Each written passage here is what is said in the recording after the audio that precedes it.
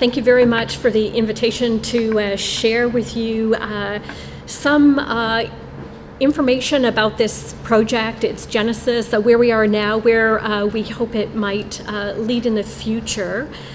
This project of reimagining child welfare systems in Canada really began in the spring of 2016, and in its initial stages was a partnership between TAG, the First Nations Child and Family Caring Society of Canada, the African Canadian Legal Clinic, and the Journal of Law and Social Policy at Osgoode Hall Law School. My role in this project, my technical role is until September, I was the editor-in-chief of the journal. Although I'm on sabbatical this year, I'm staying involved with the journal, especially around the work related to this particular project. Some of you may know a little about the journal, its history. For many, many years, it was supported by Legal Aid Ontario, managed and run primarily through the Clinic Resource Office. Through those many years, and now is a journal that is really focused on issues around access to justice for socially marginalized and disadvantaged populations. So the partnership that began in the spring of 2016 was really focused on organizing a one-day symposium that happened just about a year ago. We put out a call for proposals and received a tremendously enthusiastic response from across the country, and then we had a difficult job of selecting presenters for the symposium. We had people from across the country attend, from as far away as Labrador and British Columbia. And once we realized we were having people come from across the country, we decided that we should organize a second day, which would be only for presenters, and I'll say a little bit more about that in a minute. So one of the other things that I wanted to say about my connection to this project is this project is really focused on the over-representation of Indigenous and African Canadian children in the care of child welfare systems. One of the important dimensions of bringing people together was further understanding the multiple reasons why that occurs, and that connects to histories of colonization and histories of slavery, and it connects to current and everyday racism. So a lot of that has been unpacked. There's more unpacking to do there, but also very much focused on the sharing of new things happening in communities. So community-grounded, community-based, community-controlled, community-driven projects. I'm a settler, and I'm not a member of either of those communities. So my role in this project, I think, is really to do what I can to facilitate, enable, listen, learn, and support. And I'll tell you a little bit more in a moment about some of the other persons involved in this. So the event last year led to a couple of key outcomes. One is a special volume of the Journal of Law and Social Policy, not yet out, but keep your eye out for it. We're hoping it will be out in a couple of months' time. So almost all of the presenters agreed to provide submissions. And one of the innovative things that we've introduced at the journal is to have a section of the journal which has traditional academic articles, although for this particular volume, we've engaged in innovative kind of peer review processes where we understand peers to be not only those with academic appointments, but also, for example, Indigenous elders. We also have another section which is called Voices and Perspectives, which is designed to be a way to have those who aren't in a position to write an academic paper with footnotes actually participate in these debates and to have their words shared with a broad community of scholars, policymakers, and others. I should say as well that an innovation in the academic realm is increasing move to ensure that journals are fully open access. That means that anybody can access them free of charge online, and that's true for this particular journal as well.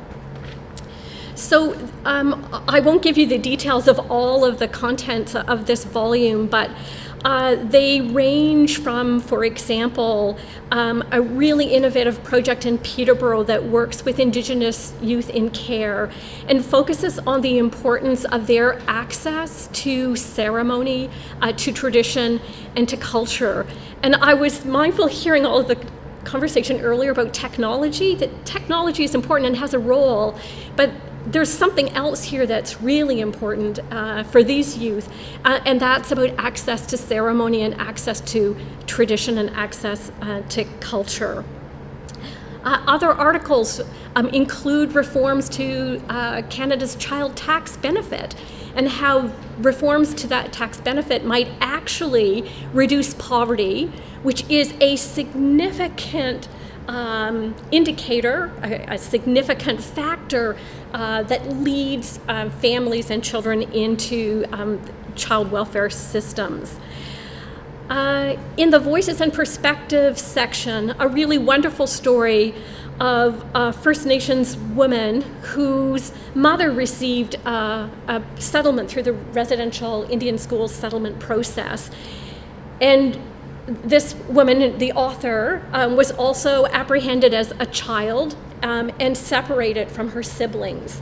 And so what they've done is they've created on their reservation their own child welfare alternative. She said she wasn't going to wait for anybody else to come up with a solution. She and her mother did.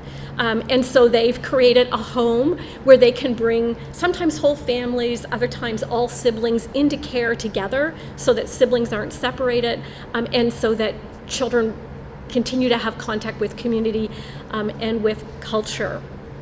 So the one outcome then will be this special volume, which we hope you will all read. The other thing, which especially came out of the workshop when presenters were gathered together for conversation for a full day, was real enthusiasm for continued opportunities to share. And much of the conversation was focused on connections, and I'm going to highlight some of those connections. We were thanked multiple times for the gift of bringing together Indigenous and African Canadian communities for a conversation around child welfare issues. People were very grateful for bringing together, as the symposium did, community-based organizations, service providers, academics, and those with lived experience.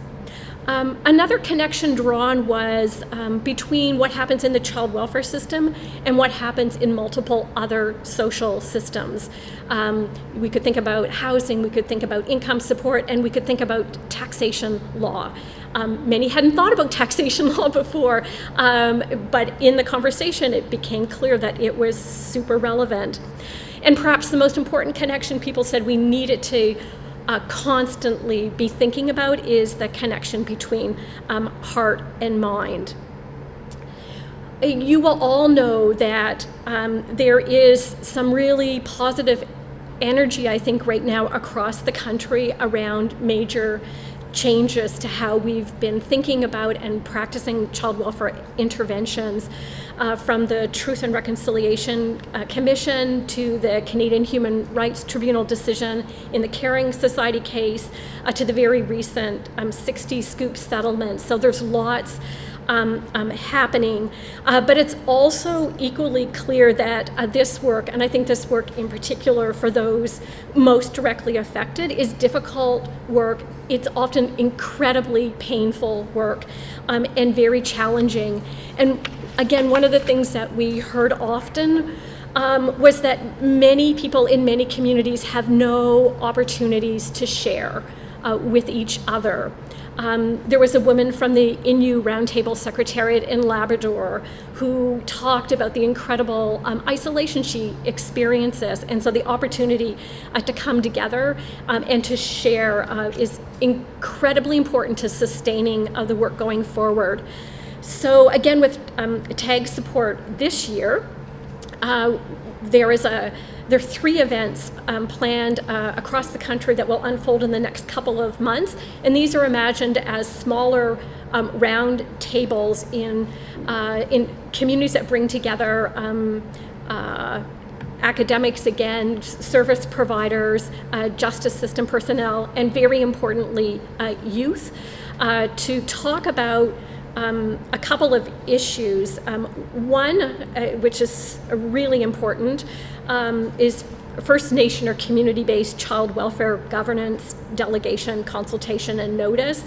So as many of you will appreciate, the whole question about Indigenous autonomy around child welfare issues is enormously important. So how do we think that through carefully and again with the leadership of Indigenous communities?